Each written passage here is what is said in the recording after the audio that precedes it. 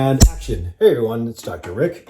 And Jeremy had a question on what to expect in going to a recreational dispensary. In the state of Illinois, for medical cannabis, you have essentially three types of dispensaries. One is just medical only, where you have to have a card that you got certified by me or another doctor for.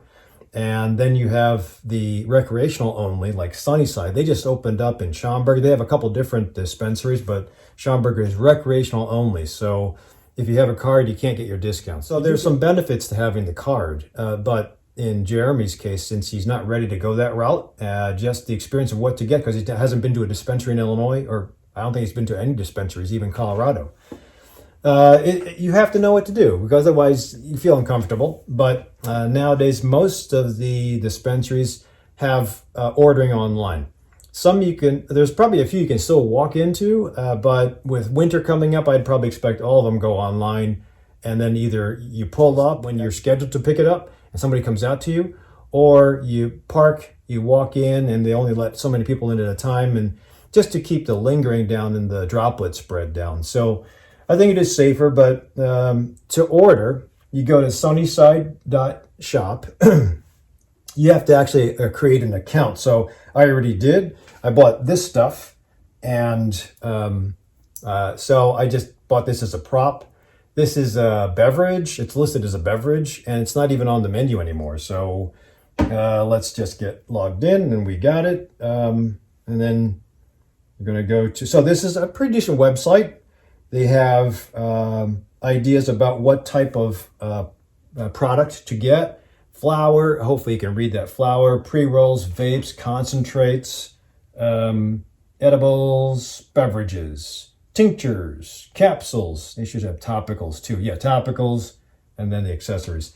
And then you have the different products that they have available. They probably, depending on the inventory they have, they'll probably list it here. I'm sure it changes all the time.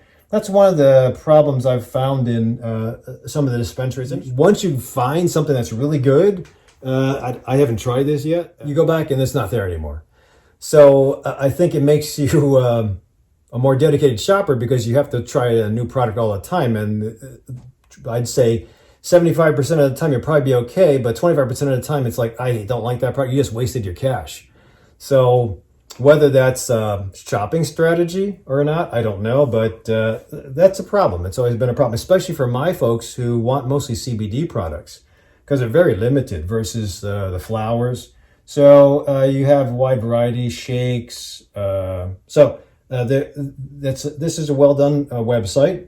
It also gives you a guide, so a little bit of education. So it gives you one or two sentences on a description, other venues. Okay.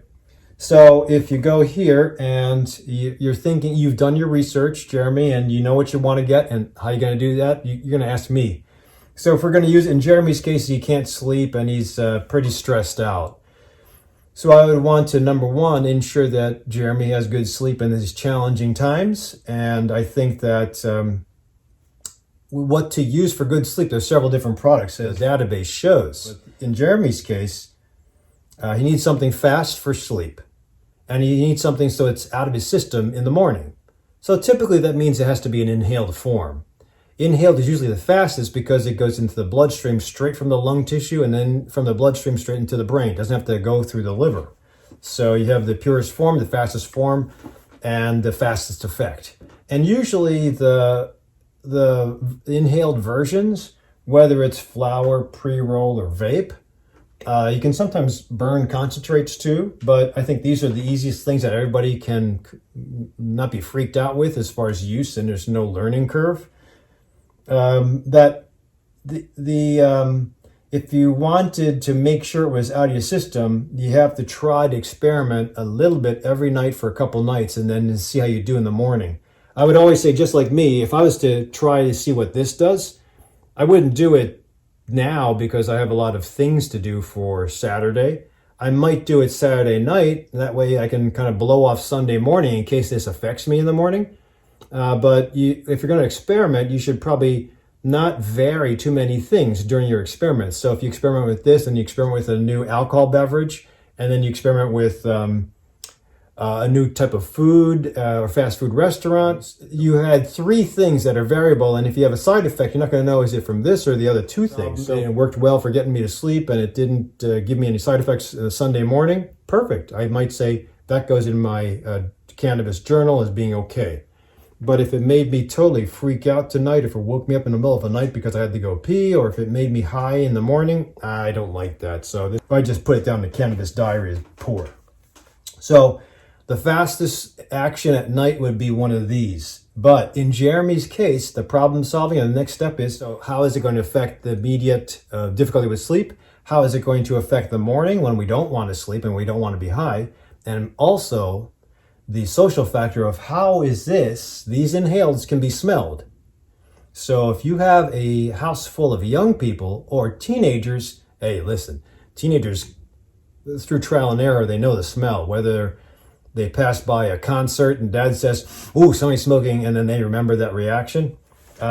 Teenagers know. So I would always say it's not good to have a teenager know that you have a 500 horsepower car and the keys are right there. Or it's not good to let a teenager know their password to your bank account because they might order and drain your bank account. And it's not good to let them know that you have this. So I would say that if there are kids in the house, you might want to go for the vape because you don't smell as much of the combustible reaction. And it's easier, it's less smoke. I know those of you who know vapes from nicotine, you'll see this big plume of white smoke that engulf whoever the nicotine user is, and then it evaporates fast. And that just cannot be good for your lungs. But no, usually the vape inhale, 1 time only, or maybe 2 hits, what they're called hits. It should be a plume of smoke about this tiny and easily can go into a fan. So I think this is a little easier to hide as far as its smell and as far as its sight. Now, when you smoke a flower in a pipe or a bong, or you do a pre-roll, it's easy to smell. I did a video yesterday where I unboxed I didn't even light it up. I unboxed gelato. And even as I pulled the plastic off, you could smell the terpenes from the plant. And interesting, somebody had a question about, will I get high from smelling the terpenes? No. You actually have to burn the flower to get the active ingredient to have the psychogenic effect. So just smelling it or putting that in, say, a juicer won't really get you the high. As far as Jeremy, I'm not going to say pre-rolls or flowers unless he's got a weekend where there's no kids at home. I'd say go for the vape. So if I was going to go for the vape, I'd click on the vape, and then it brings me a list of different vapes that are available. And you can see over here, you have the companies. I know Cresco, most of these I know, Rhythm and Cresco are 2 of my favorites. And it also gives you the size or milligram dose. It gives you where they came from, cultivators in Central Illinois, and the categories of cartridge pen. Some of them are a cartridge where you screw it on to your battery and then you inhale that way. Some of them come as 1 pen, it's 1 piece. And by the time you're done, the battery will still be available, but you'll probably be finished with the oil at that point. So that's what you have to know is, and they'll usually be able to give you a little bit of guidance on that. This is a cartridge, so you can see these pens versus these cartridges are a little bit different looking, see?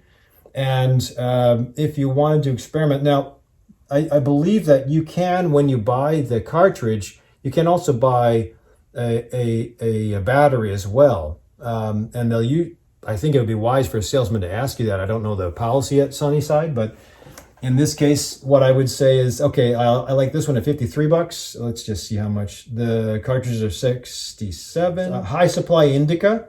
Indica is nice for nighttime.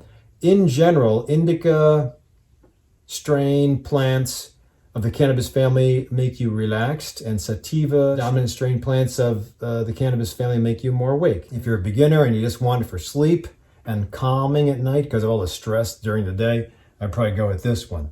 So High Supply Indica, let's just click on that. And then it brings it to more details about the pen. And $53, 500 milligrams. All over here it gives you more details. 75.20% THC. So that's pretty high. Duration, 30 minutes to 4 hours. Oh, onset. It also gives you onset. This is a nice website. So I'll say add to cart, 1, and it gives me the cart. And if I wanted to, I can go to checkout, or I can check out other things. But let's see if they have any fizz anymore. Beverages, all right. And fizz, tonic fizz. This one's a lemon lime. Lemon lime, lemon lime. Cucumber, no, they don't even have it anymore. So, again, frustrating. Let's just click on this fizz. So it gives you the amount, there's not really the onset because this has to be eaten first or digested first. 100 milligrams of THC, CBD 25%. But that's weird. You put milligrams and percent. It's hard to compare that. And then that's about it. So we'll say add that to cart 2. All right. Okay. Got it. So we're going to go to checkout, and it confirms the place, adult use, meaning recreational. Please arrive within 2 hours to secure your purchase. Yes, $90. Oh, promo code. That's nice. Place order. Summary. We've successfully received your order, ready for pickup. I think an email will be sent to me as far as the exact time. But so that's pretty much it. Pull up and walk in. The security guard in the parking lot will ask you, did you order online? And then you enter. There's also a front door person. This is at the strip mall where NAF Grill is. And then once you enter in, you have to turn in your ID. They take a picture, know who you are, confirm that you have an order. I think I got a little sheet or a receipt, and then you go inside past the second bouncer. No, actually, they tell you which lane. I think I had lane 10. And then you go and buy your product. And that's pretty much it. You can't really linger there. And even if you did linger, that hallway is so huge that I don't think there'll be an issue with contamination. But you have to keep your mask on. But just be careful. Again, if you're going to try one single hit of flower and then see how you do, don't go for a number 2 hit if you don't respond within half an hour. Some of the response takes a little bit of time before it kicks in. But if we're just using this for nighttime, I'd say an hour before, as you are sure you're not going out driving anywhere and you don't have to make some phone calls. An hour before bedtime as you're getting ready would be nice to try a single hit. Then in 2 nights to 3 nights of an experiment, if you don't notice anything with a single hit, then you chase that again with another hit, whether it's a vape, a pre-roll, or the flower itself. If you get the flower, you'll have to have a pipe. Wow. So hopefully this gives you, Jeremy, a little bit of an idea of the experiment or the experience. Other places usually have online services as well where you can order beforehand. If you wanted to experiment deeper, then get the card because it'll open you up to buying more product versus the recreationals where you can only have a certain product and you have to pay higher taxes. So put any comments down below of what you've experienced or other places that you've maybe had good responses or places that are sketchy that you didn't like, because we'd all like to hear about it. And don't forget to subscribe and pass this on to people that you might know that are on the fence as far as experimenting. And otherwise, I'll see you at the next video.